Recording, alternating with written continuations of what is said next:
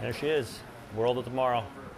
As illustrated by Kevin Conran, as directed by Kerry Conran, and as created by this group of tired visual artists who've been working hard.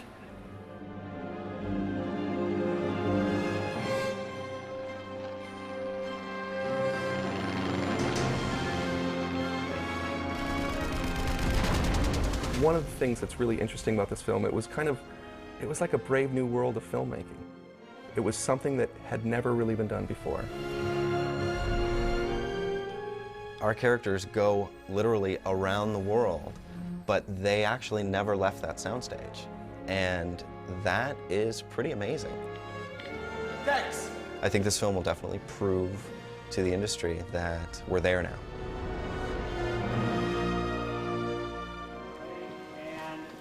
Action. Enemy warship bearing 316, Mark 4, closing fast. I hope people bear this in mind, but we were a little independent movie. We were not a $200 million summer studio extravaganza.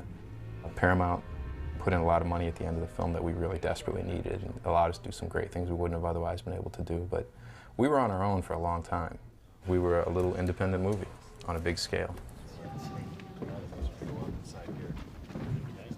When I saw the short film, because Kerry originally had a 6-minute short version of him developing the technology and the way in which he was shooting it, and when I saw that, I thought, I'll do it, whatever it is. You know, I hadn't even read the script, and I was like, I'm in, you know, this is the coolest thing I've ever seen. Here we go. First team rehearsal, please. Standing by. So. Obviously, it all starts with Kerry. You know, geez, it's, I don't know, 8 years or so ago, I guess. Maybe even a little bit longer, when he first came down to my place and sat down with my wife and I and said, hey, I got this idea for this thing, and I want you to be a part of it because I need what you can do, and you know, help me with this, and let's do this thing. And Kerry's worked and dedicated his life to making a film virtually since the time he was about 14 years old, I guess. Take 3, A mark. Action. Give me a visual. Launching radio imager. I'd left Flint, Michigan, where I grew up, and came to Cal Arts.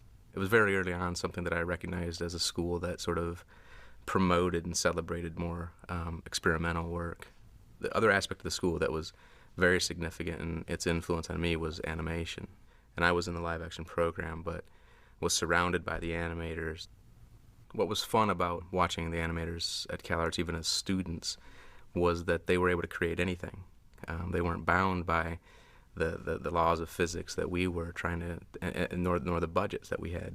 Anything they could draw, anything they could imagine, they could create. I wanted that same flexibility brought to live action with that same economy, and it was the computer that I saw as the device to facilitate that. Once I left school, learned very quickly that studios weren't going to hand me $150 million to make a film, or even $50,000 to make a film. So I started to take some of these techniques and set out to essentially make a film on my own. Kerry being Kerry, you know, he wasn't really going to be content with sort of a talking head, little intimate drama in a room somewhere. You know, it was going to be big. One of the first things that I did with him was work on the big robot that opens the movie. It didn't really exist at that point, and he had this idea for it. So I started to do a few sketches, and then he cobbled together an early generation of that robot on his own. He's not really a modeler, but he did a fair enough job with it that's what we used. His ability with a computer and his knowledge, you know, led him to believe that he could take what was already existing out there in terms of off-the-shelf software and push it somewhere. And from there, it was, you know, just take these incredibly long render times, you know, just based on this little machine that he had. This is it, behind the scenes. The miracle of Wonka vision. I had helped set up several magazines and move them from essentially mini computers and mainframes over to desktop-based systems. And I was able to kind of do that either during the day or over the phone even while I worked on the film. The last thing was to recruit some of our friends, guys I used to work with, people that Kerry went to school with, and beg them to be actors in this thing. There weren't any, I don't think anybody had any lines. It was all just sort of posing and stuff. We shot them in Kerry's apartment against this blue screen. Eric Adkins was there, and he actually shot it. I knew Kevin and Kerry, you know, essentially playing tennis with them and playing ping pong and things like that, very socially. And I guess probably about 7 years ago, 6, 7 years ago, they started telling me that they were working on this short. Right now we're working on the exciting title sequence for the end. We're gonna wrap this thing up, take it out, and then begin the parade of rejections. That's the plan. We were ready to take this thing out, and I think it was actually my wife that said, we should call Marcia, just have her come and take a look at it, somebody that's in the business, and just see if you guys are complete idiots and this is embarrassing or if it's okay. They said, okay, well, we finished the short, and Kerry said, but I haven't finished the script, so I don't want to show you the short until I've got the script. And I said, oh, come on. I mean, you have the short here. You've been talking about this for 2 years. Let me see it. You know, I'm thinking I'm probably going to hate it, so it doesn't matter if there's a script or not, you know. I mean, because you never know. But anyway, we sat down, and he pushed play on this, and this image came up, and I thought, wow, this is cool. And then it kept going and going, and I mean, I finished watching the short, and I thought, what the hell was that? And then I looked at Kerry and I said, can I see it again? And he said, sure. And so he showed it to me again, and I kept trying to imagine how he had done this in his apartment, because it was huge in the scope of it. I knew that it was different, and I knew that it was cool, and I knew that I thought this guy could probably make an interesting movie. So Marcia told us, don't do anything with it, I want to talk to John in the morning. And called us the next morning about 10 o'clock. We took off to Culver City and met John for the first time. I had really intended to make the entire film. It was just after 4 years, only 6 minutes had been generated, so it was going to take me 20 years to finish the film. So when she suggested we go in and meet with John,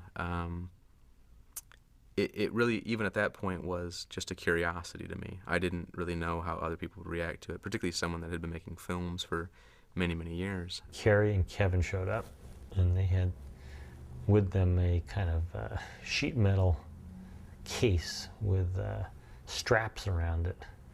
And inside the case was a foam, and then inside that was a video cassette with a cartoon-like figure, which is the old one sheet for Sky Captain: The World of Tomorrow. And there was also a toy robot. So I have to say that was a first for me, receiving a video cassette in that form, as well as getting a robot toy. So I put it in the machine and looked at it. I was really, really interested in what I saw. I think I might have looked at it one more time. I saw a sincerity in his reaction to it, because he wasn't gushing. He didn't have any kind of sales pitch that would make you suspicious. It was a very, I think, measured response to it, but a very positive response, in the sense that I think that he saw something there that I'm not even sure he quite knew what it was. After we watched the tape, he asked what I wanted, and I said, I just want to finish my film. And he said, I think we can do that. We never showed it to anybody else. He saw it and he said, don't show this to anybody else. And we didn't. And so that's how that all came together. That first meeting in John's office was the result of Marcia Oglesby, who went to college with my wife. That was the connection. They were friends.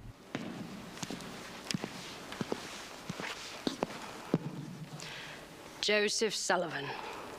I was sure you'd be dead by now. It's good to see you too, Frankie. I had great faith in Kerry. I had great faith in our collaboration. And I based that faith on having spent 2 years working with him on the script, where he would write a draft and then I would have him come back and write another draft and make changes. And we had what I would call the typical kind of disagreements between a producer and a director. And ultimately, the way he resolved them, I thought was skillful. And I thought what he put on page was good, whether he did exactly what I said, which he did sometimes, or he did something different, or occasionally did nothing.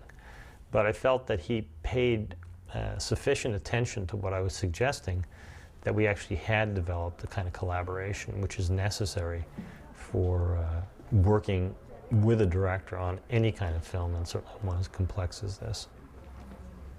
One of the fun things in working with a first-time director in a situation like this is basically I got to cast the movie. So I hired a lot of people I like, whether it was Michael Gambon or Bai Ling or Giovanni Ribisi. It was just a bunch of really, really good actors. And I'd run them by Kerry, and he was most of the time sort of, as the Irish would say, gobsmacked. I mean, you really can get this person. Oh, great, we all made up. It sounded absurd to just suddenly be discussing these actors. It sounded silly, you know, in a way almost like a game, that we dispense with this and then find these unknowns eventually and get to work. He told me his ideas, and I said to him, you know, I think it would be great Jude Law. And he went, you think that's a possibility? I said, yeah. It took a lot of chutzpah on a certain level to say, well, work for nothing, but that is not some trait that's alien to my corpus. Action. So, Frankie, how's that number 3 engine coming on? Last time I heard you were... Loudspeaker. Your position. When I first saw the 6-minute tape that John Avnet showed me, it absolutely bowled me over. I've never seen anyone who's used the technology we know we have at our fingertips in the computers this artfully, this gracefully, and with this much style. And then I turned my eyes to the role of Polly, and I had met Gwyneth when she was quite a bit younger, and I'd always been very impressed with her both as a professional actress and as a person. So I mentioned, you know, Gwyneth both to Kerry and to Jude, and they both lit up slightly different ways because Jude had worked with her and knew her. Kerry, like, are you kidding? I said, no, I think we could do this. Gwyneth is very, very confident in her beliefs. If she likes something, she likes it. If she doesn't, she doesn't. And she obviously has a very good relationship with Jude. So she read the script and she called and said she wanted to do it. And then I spoke with her agent, and at that point we basically came up with a rough form for what the deal would be. And I said, okay, Kerry, you got Jude Law and Gwyneth Paltrow in your first movie. It's a strange kind of phenomenon that kind of like brought them to this project and brought us all together. I don't to this day know what to make of it, and I don't exactly know what they saw that made them take such a leap of faith, and particularly someone that had never made a film, let alone doing something so unconventional. All right, rehearsal up, ready, and action, please. What? I missed you. Thanks for saving my life today, by the way. Oh. Were you down there? This film being shot completely on blue screen, when you're out there, you have to know what's behind them to compose the shot. So it took an incredible amount of pre-production on this side of, the ocean before we went over there. We were going to do it very small scale over a long period of time, just with like a small group of people and friends, and to work as extras. At that time, Gwyneth and Jude had signed on, and it was a John Avnet thing. So it was a big movie, but we were still going to try and keep it as garage-oriented as possible. The next step in getting this whole thing underway was really setting up the visual effects studio, which we did. And it was funny because the first step in doing that was to find a building. And so me, Kerry, Kevin, we would go to all these places in the valley, way out, and there were these beautiful, sound stages and these beautiful old warehouses that were fully equipped for pretty much anything you needed. But every time we, thought we found a great place, it was way out of our price range. So cut to Van Nuys on this street called Dinsmore. Any filmmaker offered the opportunity to shoot a film in the porn capital of America finds it irresistible, and I think Kerry was seduced by that as well. It's basically a machine shop that, there's sawing and drilling going on next door, and you're constantly going over and saying, can you please, just cut that out, we're making a movie. There's no telling what they thought since we were in the porn capital. It definitely was a low-budget mentality, a garage facility, and we had no frills. I mean, there was not extra money lying around for things like, lunch or a decent cup of coffee, or sometimes air conditioning, or parking. It was just a matter of every dollar was up there on the screen. As bad as it was at points, especially that first summer where we had a severe lack of air conditioning, everyone really banded together and kind of enjoyed themselves for the most part, which was quite unusual. It's it was really this crappy little place, and yet everyone's actually having a good time out of it.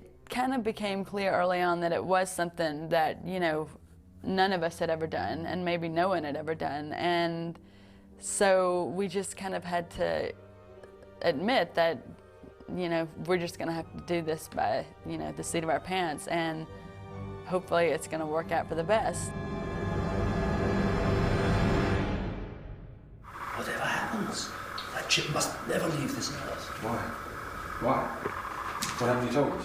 What I suggested to Kerry was to do a reading and a rehearsal about 9 months before we started shooting the movie.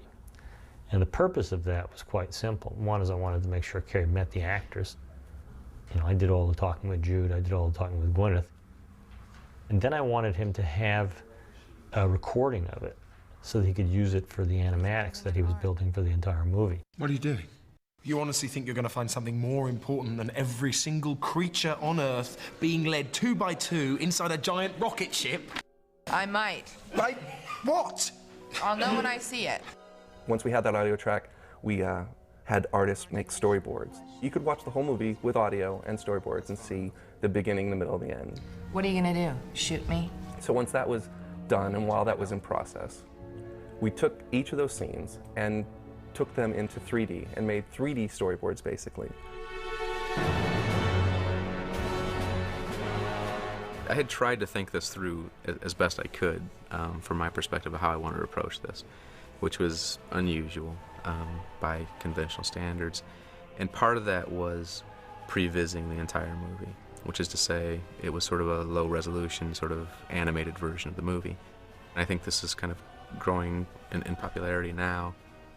It's a great tool, particularly for a film like this that's complicated to kind of conceive, particularly when you're building so much of it from scratch. The period in time which we're doing this movie is kind of an interesting place where the price of software and the price of hardware and you know, getting young artists in kind of could all come together, so we're going to really try to do this thing just all by ourselves. I think the technology is there to create these visions, but I think what's more rare is just the visions themselves. The fun part of this movie was that, yeah, we were free to do a lot of things that you couldn't do in a normal film. Kerry had such an imagination and such an idea of the scale of this world. We always had a saying, if it looks too big, it's not big enough. And if it looks ridiculously big, just go a little bit more. You have to open your mind to the ridiculous. I mean, not to say that it's ridiculous, but like he was saying, you know, how many enemies do you want in the sky? Kerry would say, well, how many do you have now? Oh, I don't know, about 150? Triple it. And then we'll look at it again, we'll probably have to double it more. And it just like, it went on. And Kevin would be right behind him saying the same thing, so it's not like you had an ally to go against. We're going up into the lair. Kevin designed, illustrated thousands of hand-drawn illustrations. He has no idea how to design a movie as a production designer, but that didn't stop him from having this remarkable influence over the tone, tenor, you know, in every element of the visual style. And then he and Kerry would just fight about it endlessly. I laid on my back in here one night, and I was looking at the ceiling and the walls, and I just thought, I can't really believe I don't think I like to draw that much, you know? I mean, like, and it actually produced all this stuff. If you knew going into it you were going to have to do that amount of work, I don't think any of us would have signed on for it. Professionally, my first real job, aside from a few little freelance things, was as a newspaper illustrator back home in Flint. From there, I moved to California and freelanced for a better part of a decade. And did, you know, all kinds of stuff, soda ads and beer ads and potato chips and album covers and just virtually anything. But the one thing I didn't do was comic books. The advantage Kevin and I had on this film was we shared the sensibility, the same thing that the same references, the same kind of like inspiration. And so when we worked together on this film, there was a bit of a shorthand language that we could speak together. One would say, you know that thing, and then the other one goes, yes, I do know that, and it would just, they would instantly know what they were talking about. It's just what you would expect from two brothers. They, you know, didn't always see eye to eye on things. I mean, sometimes they were perfectly in sync. And other times, you know, there were disagreements, and when they disagreed, you knew they disagreed. Dex's ray gun, I must have drawn 200 of them, and we couldn't agree, and we wanted to kill each other. And it was just a couple of days before we were due to shoot. We didn't even have the prop done, and we were in England, and John Avnet came in, and I had like my final 4 drawings, and we let him pick, and that was that. And it was, of course, remarkably similar to one of the very first drawings I ever did. Hey, it's my gun. I'd actually shot the movie created the movie almost 3 times before we actually ever shot a frame of film. And it was during the process when we shot the film with stand-ins in live action that we started to understand the problems that we were having, where the animatics didn't completely translate all the time to the live action. And we learned the limitations, we learned how to kind of avoid certain things. So that by the time we went to London, we fairly well knew how to make this film. And we knew that what we were doing was going to work because we'd proven it. We'd already done the shots. That allowed us to shoot the movie in about 29 days, which is quite fast, particularly for the level of complexity that we had here. And it was only through that preparation that we were able to do that. Negative 3.8. 3.8. Yeah.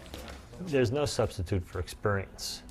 Film is such a kind of a mystical potion. You know, it's a concatenation of so many odd elements that when it comes together and it really works, everybody's frankly confused. You know, he went in there and he took his shot, you know, in this blue world. But I think there were times that he was disappointed with what he did, and there were times when I was trying to be supportive of him and say, well, try this, and he did, and he couldn't get what he wanted, or didn't understand it, or maybe he disagreed, whatever combination. But that's actually typical for any movie. What's atypical is just how naked the stage was, and how naked everybody felt out there. When we were in London shooting, we were shooting with a bunch of traditional filmmakers, and they had no idea what we were doing, you know, and it was very interesting working with people that, you know, they were just working on Star Wars, and now we're in there telling them what to do, and they're like, you know.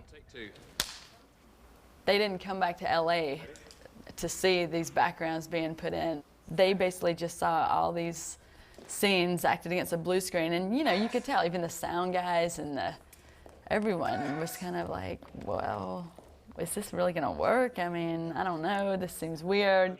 Where's the edge then when I start, where I kind of look down and realize we're... And the same with the actors. I mean, they had the animatics to look at and see, you know, these little stick figures doing certain things here and there, but at the same time, when they were actually on the stage, it was just them and this blue screen. So it took them a couple of days, I think, to really get into it, but they adapted pretty well. Be nice. No. Commander Cook. Meet Polly Perkins. I suppose, like all of us, you can dream and imagine yourself in a situation or a place, so, and actors aren't so unfamiliar with that. I think because of how bizarre the situation is, I think I've probably talked to this director more than I've talked to any other director. And, you know, a bit more urgent looking, so are we looking everywhere?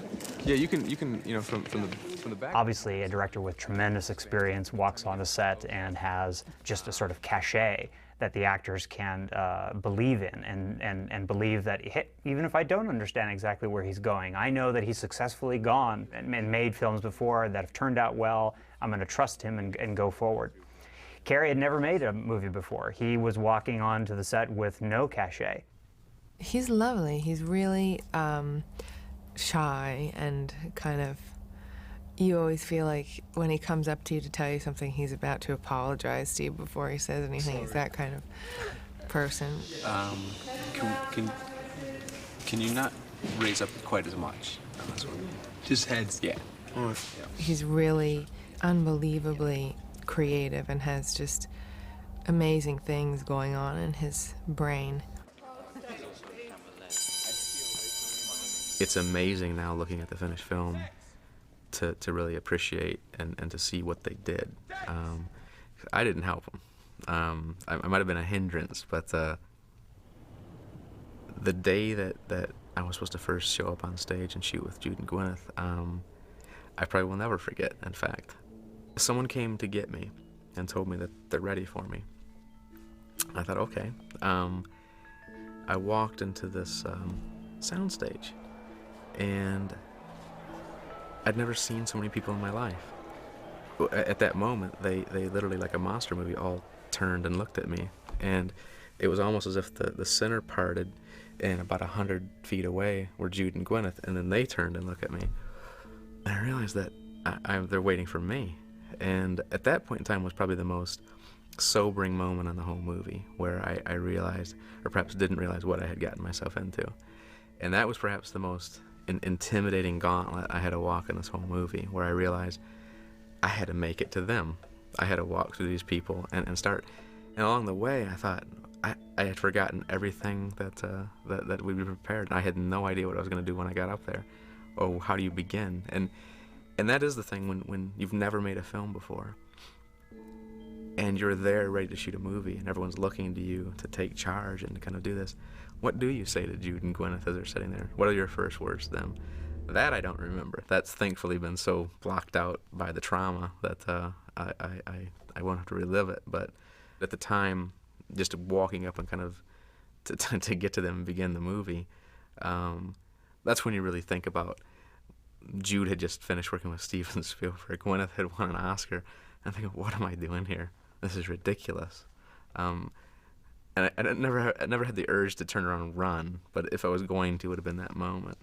And then we started, somehow. It's just happened.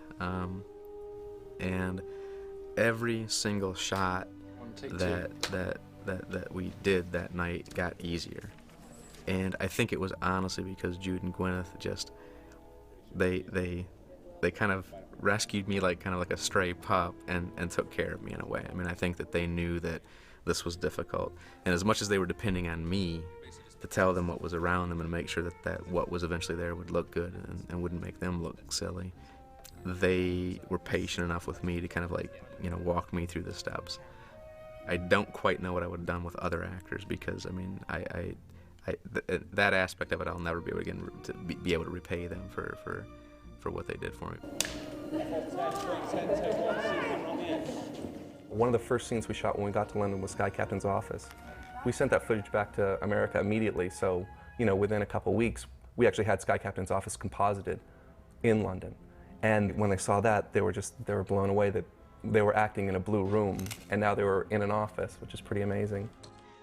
No matter in a way how he came off to them or how their dialogue developed, there was a really clear picture of where they were going, of the kind of movie they were making, and of what their role in it was. It was crystal clear. And I think at any time that he might have felt any sense of being overwhelmed perhaps of his first time, that always was there to catch him. And that was as a result of his own hard work. All of his blood, sweat, and tears he'd poured into making the film a reality was backing him up. How was that?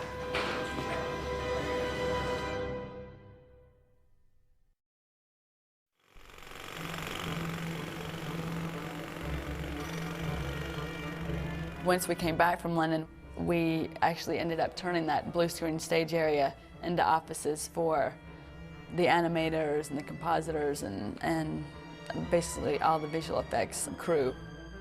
People working, around the clock in dim lights and, scary conditions. This is our runner. This is our chief runner. This is Kerry. Are you supposed to be in review over here? I am. I better Come on, go let's now. go. It is probably the most prized memory of this whole experience in that regard. And it was, to say it was lacking in amenities is a slap in the face to facilities lacking in amenities. Building itself, while it's short on luxury items, including bathrooms for 100 people, we had 2 bathrooms. I don't know, it felt like a clubhouse or something. I think because we had so many young people working on this thing that we're just excited to be making a movie. One of my tools that I used in recruiting was the 6-minute short. Because, we really couldn't pay these people what they deserved, so I'd show them the 6-minute short and show them the vision and kind of try to sell them on the fact that you were working on a very cool movie. Most of the people that came in had never made a film before, never worked on a film. And from that, there were just diamonds in the rough. And the couple people we could afford that came in really served as mentors and teachers to most of the facility. And we kind of grew as a little family.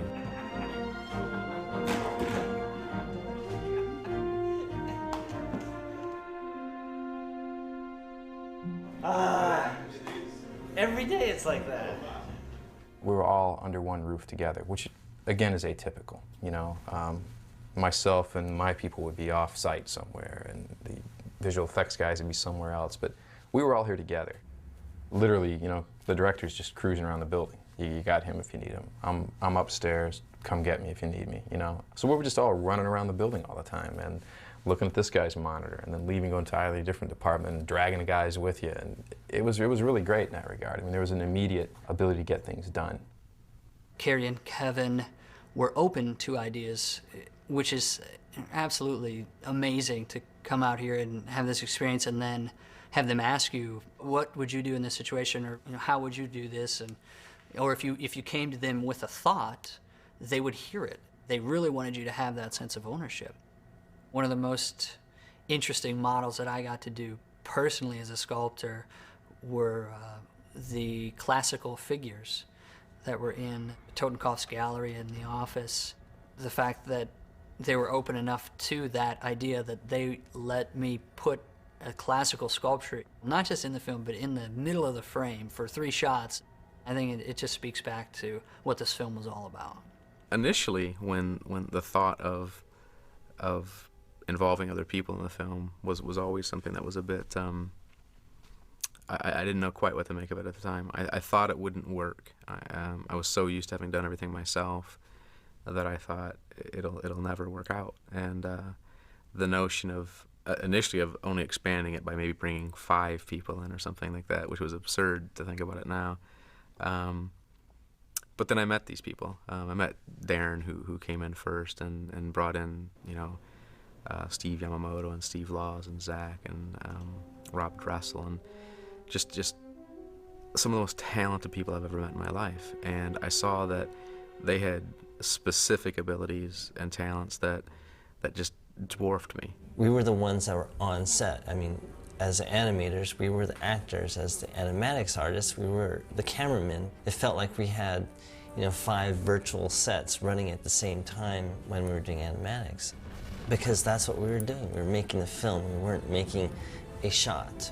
You'd be hard-pressed to find a frame that does not have something that was specifically put in there that maybe only the people within the project would know about. If you look very carefully on the Empire State Building, there's the classic silhouette of King Kong.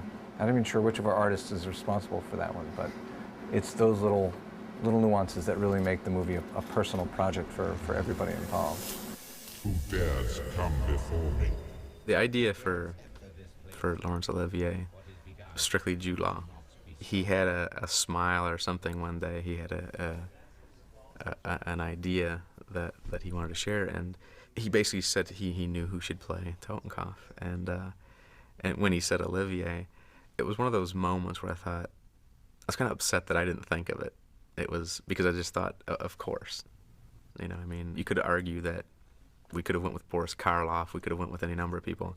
I think Jude wanted to play opposite Laurence Olivier, so that was his choice. But I think it was a great notion given the way the film was made. Kerry has no ego. He's actually very self-deprecating.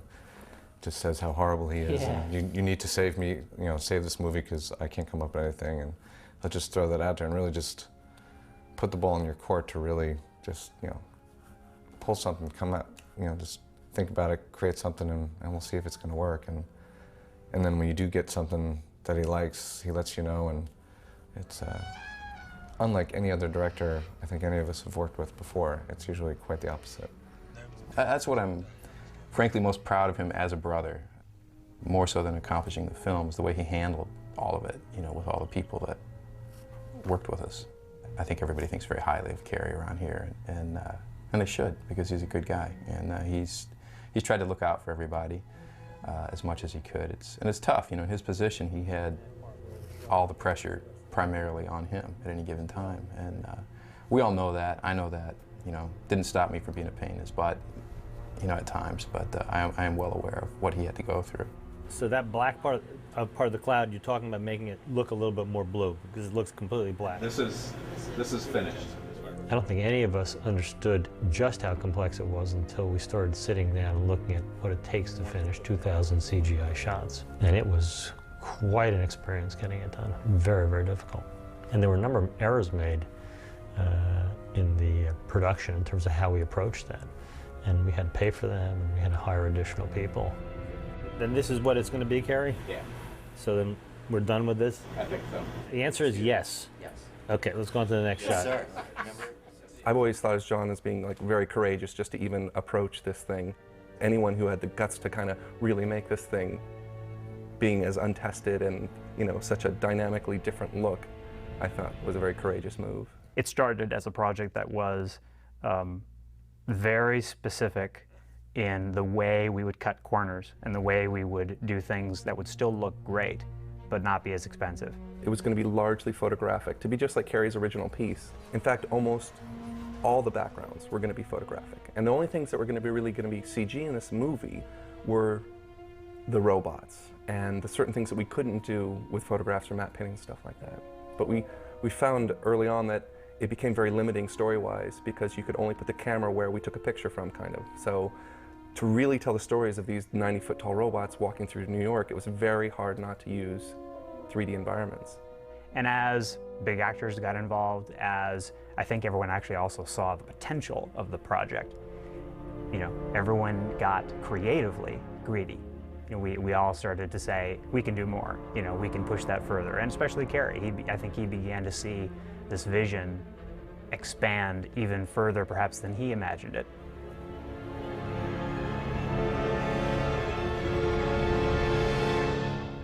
Unfortunately, people were already working here when the decision was made to go 3D. People were always working on 2D. Computer systems were already up. You're talking about a huge, huge interval in the film that you have to say, guess what, everybody, we have to come in and interrupt you and push in a whole new network, a whole new topology for doing business, a whole new pipeline for the CG. In essence, we were trying to do what we could on what little money we had, and that was the kicker, what we had. This is this is a utility closet systems room. See, this is unlike all the other fancy visual effects companies. We just have this. I only bought one piece of equipment that was brand new. The entire networking system was bought secondhand. We bought it from a liquidator, but it saved us a considerable amount of money. We knew eventually we were going to have to go to a studio and have them come aboard.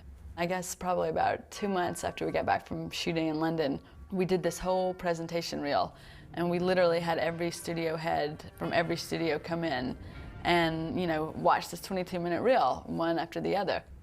And I remember the first or second time I thought, wow, this is a movie that people are actually going to like, you know, the same way that we do, you know, even though they haven't been on this long road. And I think that was really the first time that I thought, okay, this might work, you know, this is going to work.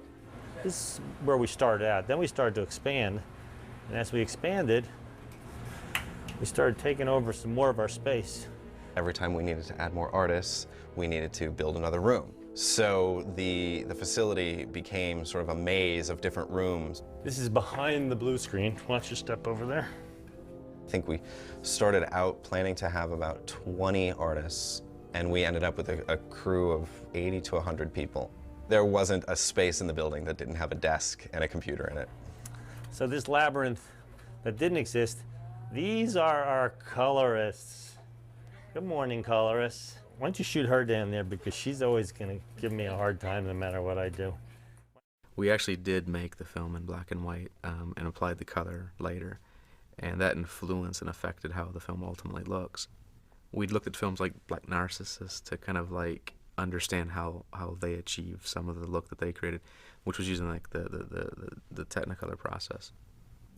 We had the added advantage of actually having all the footage shot in color to begin with. So we had the color right there and then. It was just a way of manipulating it to make it feel and look the way we wanted it to. And I think the intention all along was not to take us out of that film noir feel, you know, and that was one of the harder things to do. It was almost approaching it the way you would an oil painting, you know, which is to build your values up underneath in, you know, sepia, or in our case, grays and blacks and white, and then apply the color over the top. And so really we did make a black and white movie. We just laid color on it, you know, after the fact. What you had on this film was more yin and yang than most films, which is you're so happy when you saw something rendered. And you were terrified at times that it wouldn't render, that we didn't have sufficient pipe, we didn't have a big enough width, we didn't have enough processors. We were thrown off schedule by things like systems failures, little things like disk space, air conditioning of all things. These machines are very, very sensitive to heat. So in this relatively small room that's probably 20 feet by, I'd say, 8 feet with an 8-foot ceiling, we have about 72,000 BTUs of air conditioning power trying to cool this thing. And even with it, you can feel how hot it is there. You know, when Kerry started out making this movie on a single old Apple II, I don't think he could imagine that we'd have this many terabytes of storage and this much speed in terms of processing. We're pushing out of this house right now close to anywhere between 30 and 40 shots a week. Now, you go to a digital domain, you go to any, like a DreamWorks, an ILM, and ask how many shots they push out in a week. The way that we approached World of Tomorrow allowed for infinite freedom. There was your actors, and everything else was subject to change. I mean, you could put whatever you wanted behind them. And to a certain degree, you could change certain parts of the actors as well. That kind of freedom for a filmmaker is a dream come true. Free reign to do whatever you want is just, you know, it's unbelievable. It's fantastic. Now, for a producer on a tight schedule and a limited budget, that kind of freedom can become a complete nightmare. How it affected us was we had an end date, and it was a very, very aggressive end date. We had to bring in all these outsource companies instead of creating everything in-house in our little studio. We had to start hiring a lot of visual effects companies. So the logistics were very difficult, coming up with ways to communicate so that they were up to date on what we were working with, and we always had the most up-to-date shots that had been coming in from the vendors. In the end, there was no way we could have pulled it off without doubling or tripling the size of the team. I'm sort of speaking on Kerry's behalf right now, but I think both of us probably had moments where you didn't want to let something go just because, you know, you had to, you know. I mean, like, you just wanted to control it a little bit more, and this thing was just getting bigger and bigger and moving faster and faster, and you wanted to kind of slow it down a little bit. And unfortunately, that's not really how movies are made, so we just kept barreling ahead. Well, we have finished, at this point, 933 shots. 933 shots in-house finished. In-house finished. And how many shots do we have to finish in-house? 85. 85 more shots and we're completed with the movie. Towards the end, you know, again, one of the qualities that I really respect about Kerry is I would see shots and I'd say, Kerry, that stinks. I just want you to take one look at that before you go on this thing, because there were 4 or 5 shots that struck me as I was surprised. And there may be nothing you can do about it. If there is, fine, let's move on. But if you feel the same way I do, and if there is a way to address it, it's worth it. And it's in this sequence. And with rare exceptions, you know, Kerry would find some way to go back in and fix them. Because, you know, he never wanted anything subpar, and he has such good taste. A big challenge of my role on the film was remaining positive and having to convince others who had lost confidence that we were going to make it, that we were going to do it, and it was all going to be fine in the end, and it was going to look great, when even I wasn't too sure. I think we all reached a point in the middle where we realized this is a big project and it is a big deal. And then we all worried for a little while. But again, you just take one day at a time and you move forward and you get through it, and we all did our jobs, and thank goodness there was a lot of really wonderful people to be a part of that family to do it. Steve Laws would do the color work. I mean, it was just beautiful what he did, and he was just tireless. I mean, there were times people literally were worried that he would not have enough energy, enough calories in his body to continue doing it. He was so dedicated. You felt as if you had time to relax, then there was something that you were not taking advantage of. There was some part of that film that you should have gone back to and done something more with. In mid-production, leaving at midnight was was not uncommon. You know, sticking around or hanging out or working until 1 o'clock, 2 o'clock in the morning was pretty much the norm. You know, so when you just say, I gotta get the heck out of here, I gotta go play some putt-putt, you pretty much just went and didn't think twice about it. We all ended up at the bowling alley, and you know, pizzas and beers are flowing, and you know, I don't think anybody made it back to work that day.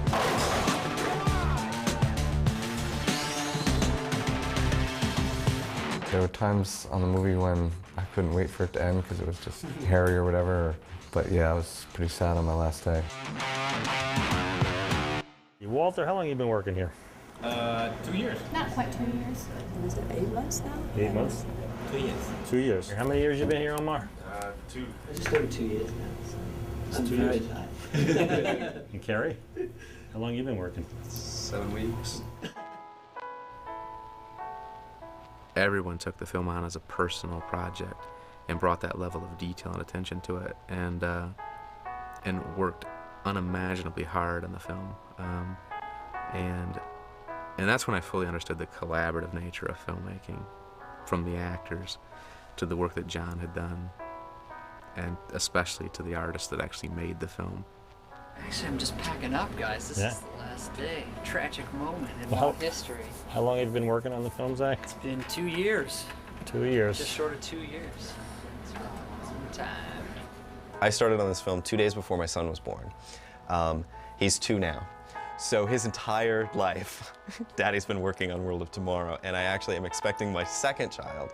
That baby is due the same day that the movie's coming out. So it's definitely been a seminal point in my life working on this film, and it's something I'll always remember. This place just kind of evolved over time. It just grew, you know, and to see it now revert back to an otherwise empty warehouse is sad, you know. We've been here for 2.5 years with these people, and that's not typical. And you hate to see them go, as each person would peel off, you know, toward the end of the show, and each department would close down. It was a drag. I mean, it was just, you know, you're saying goodbye to people you've gotten very close to.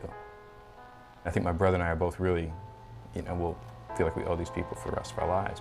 I'm videotaping for Kevin. You want to say anything? No. I just want to eat. Really was sort of a remarkable group of people that probably will never be duplicated. And in a way, it's almost appropriate that the company no longer exists. In a way, we have just the memory of the film, you know, together. Tonight is the cast and crew screening. First time I think that all the artists, everybody who worked on the film is seeing it. So it's pretty exciting. And tomorrow night's the big red carpet premiere. What was great about it was sort of like, you know, the Jolly Roger, you know, of effects companies. We were this little band of pirates with their black flag out there with the Watt emblem, you know, doing what no one had ever done, which is we finished about 1,100 shots on our own in a year. You know, we probably recomped another 300. I mean, it's a staggering amount of work. It's beautifully rendered.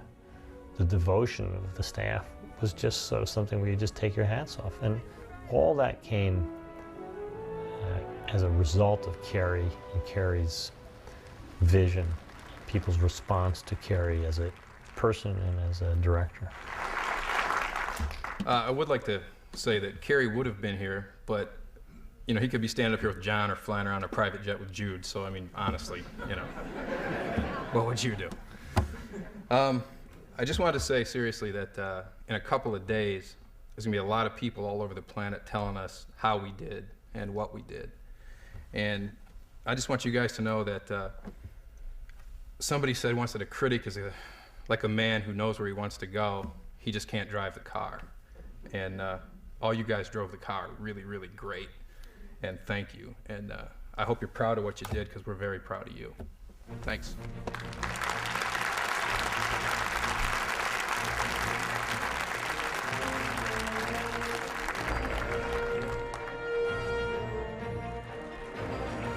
It's a strange experience to kind of finally have this, I guess, come to an end. It's been at least 10 years, that it's taken, and there have been a lot of people that have joined on along the way and spent many years on this. I saw a poster in the theater for this film, and it struck me as just in a strange way, in the sense that it looked like it was a film that I know, and yet I didn't feel like it was my film or something. It was a strange kind of experience. It's going to take, I think, some time to kind of step back and understand exactly what happened here and what we tried to do. I know enough to know this, that it's been a miracle and an amazing experience that I'm thrilled to have been a part of. I'm thrilled that the film got made and that it exists today that people can watch. I hope people enjoy it. And one of these days, I guess I'll stop working on it. I'm not sure when that begins, though.